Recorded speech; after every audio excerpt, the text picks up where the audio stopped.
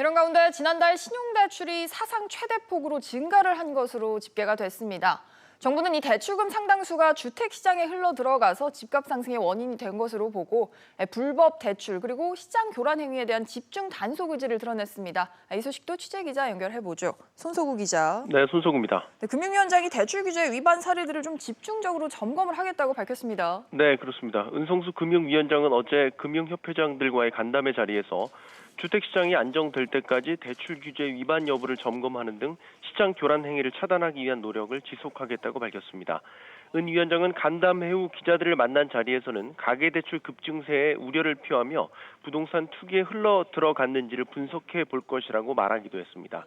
한국은행에 따르면 지난달 금융권 전체의 가계대출 잔액은 전달보다 9조 원 늘었는데 이 가운데 신용대출은 사상 최대폭인 3조 4천억 원 급증한 것으로 나타났습니다.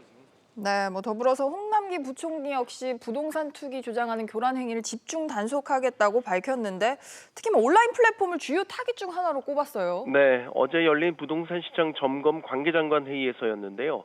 특히 말씀하신 대로 부동산 인터넷 카페나 유튜브 등 온라인 플랫폼을 집중 점검하겠다고 밝혀 눈길을 끌었습니다. 홍 부총리는 최근 우려되는 온라인 플랫폼의 교란 행위에 대해서 합동 특별 점검을 진행 중이며 의심 사례에 대해서는 내사 착수와 형사 입건 조치를 할 예정이라고 말했습니다.